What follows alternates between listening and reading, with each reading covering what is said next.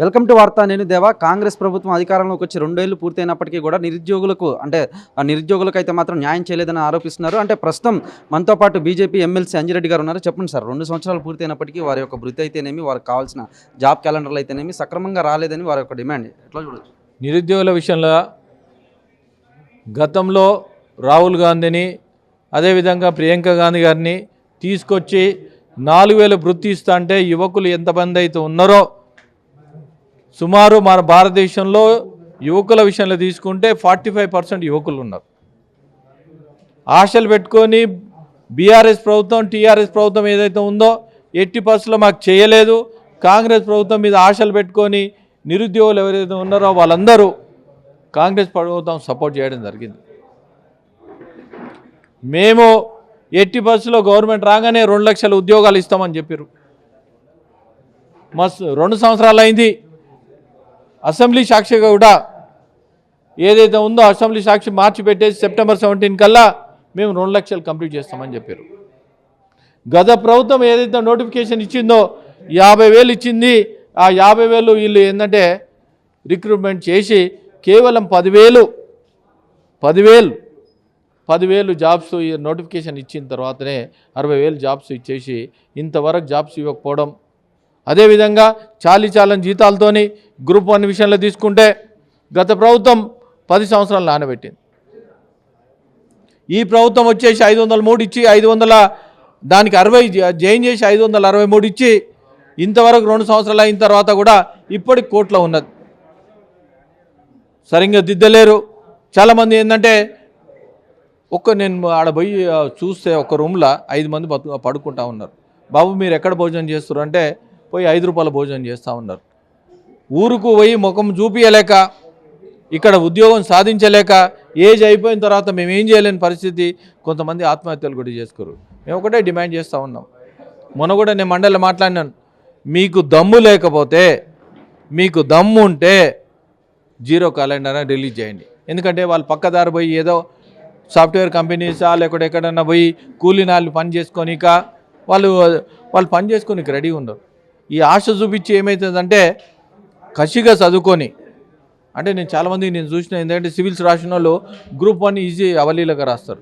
Group 1, group 2, group 3 ఎంత అవలీలగా రాస్తారంటే ఒక స్టెప్ పోయిన తర్వాత ఈ స్టెప్ రాయడానికి చాలా అవలీలగా రాస్తారు. అక్కడ ప్రిలిమినరీ పోయిన తర్వాత కూడా అవలీలగా రాస్తారు.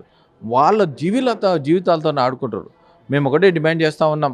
ఎట్టి పరిస్థితుల్లో చాలా డిపార్ట్మెంట్లో శ్వేతపత్రం రిలీజ్ చేయడానికి కూడా నేను చైర్మన్కు, Telangana public service commission chairman ఎవరైతే ఉన్నారో వాళ్ళకు కూడా నేను ఇవ్వడం జరిగింది లెటర్. శ్వేతపత్రం రిలీజ్ చేయండి. మీకు యాక్చువల్ ఏంటంటే union public service commissioner every year ఏ విధంగా అయితే పెడతారో ఆ విధంగా పెట్టండి. దీనిలో రాజకీయం జోక్యం వద్దు. పిల్లలందరూ మన పిల్లలే. ఏ గవర్నమెంట్ వచ్చినా మన పిల్లలే. వాళ్ళకు ఉద్యోగాలు ఇవాళ బాధ్యత మనది ఉంది. 80% వాళ్ళకి ఇచ్చి వాళ్ళ ఆదుకోవాల బాధ్యత ఉంది. నేను ముఖ్యమంత్రి గారు డిమాండ్ చేసేది ఏంటంటే శ్వేతపత్రం రిలీజ్ చేయండి. ఎక్కడ ఏ ఖాళీలు ఉన్నాయో ఆ ఖాళీలు ఫిలప్ చేయండి. అరే ఇంతవరకు ఏది కానిస్టేబుల్స్ అయినా, హోమ్ గార్డ్స్ అయితే గత 10 సంవత్సరాల నుండి ఇంతవరకు ఒక హోమ్ గార్డ్ కూడా వాళ్ళకి రిక్రూట్మెంట్ లేదు. మరి ఏ విధంగా మీరు పబ్లిక్ సర్వీస్ ఇస్తారు? చాలామంది నేను చూస్తూ ఉన్నాను. కాంట్రాక్ట్ ఎవరైతే ఉన్నారో, కాంట్రాక్ట్ ఎంప్లాయీస్ ఎక్కడైతే ఉన్నారో, పర్మనెంట్ ఎంప్లాయీస్ ఎక్కడైతే ఉన్నారో, పర్మనెంట్ ఎంప్లాయీస్ అక్కడ ఉన్న దగ్గర అవినీతి చాలా తక్కువ జరుగుతుంది. కాంట్రాక్ట్ ఎంప్లాయీస్ వాళ్ళు ఎక్కడ పోయినా కానీ ఈడ ఉద్యోగం పోతే ఇంకో దగ్గర పని చేస్తామంటారు. పర్మనెంట్ ఎంప్లాయీస్ ఏంటంటే జీవితం డ్యూటీ మీద ఆధారపడి ఉంటుంది. భార్య పిల్లలు దీని మీద ఆధారపడి ఉంటుంది. అవినీతి చాలా తక్కువ జరుగుతుంది. అవినీతి జరగకుంటుంటుంది. దీన్ని ఎట్టి పరిస్థితుల్లో గవర్నమెంట్ ఇప్పుడే 31 తారీఖు పెద్ద ఎత్తున ధర్నా కార్యక్రమంలో కూడా భారతీయ జనతా పార్టీ తరఫున సపోర్ట్ ఇస్తాం.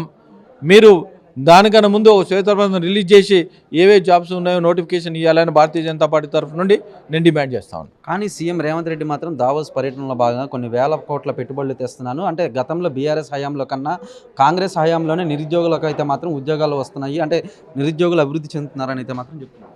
మీరు ఒకటే నేను చెప్తా ఉన్నా, అదొక సపరేట్ వింగ్, ఇదొక సపరేట్ వింగ్. అరే ఈడ నువ్వు జాబు నోటిఫికేషన్ ఇస్తే 1,00,000 ఉద్యోగాలు వస్తాయి. నువ్వు 1,00,000 ఉద్యోగాల కోసానికి నేను పెట్టుబడి కొడతాను దావుస్తూ పొండి. చాలామంది వేరే వేరే డిపెండ్స్ ఉంటాయి. ఈ డిపెండ్స్ 1,00,000 ఉద్యోగాలు మన దగ్గర ఖాళీలు ఏవైతే ఉన్నాయో అవి ఫిలప్ చేయండి అని మేము డిమాండ్ చేస్తూ ఉన్నాం. చూశారు కదా, మొత్తం మీద కనుక మనం చూసుకున్నట్లయితే దావోస్ పర్యటనకు సంబంధించి అయితే మాత్రం సీఎం రేవంత్ రెడ్డి పర్యటనలు చేయడం కన్నా కూడా మొదటిగా అంటే ఫస్ట్ అయితే మాత్రం తెలంగాణలో జాబ్ క్యాలెండర్ రిలీజ్ చేయాలని, నిరుద్యోగులను అయితే మాత్రం ఆదుకోవాలని, వారికి సరైన ఉపాధి కల్పించాలని అయితే మాత్రం ఎమ్మెల్సీ అంజిరెడ్డి చెప్పుకొచ్చారు. కానీ మన కార్తీక్తో దేవ వార్త, హైదరాబాద్.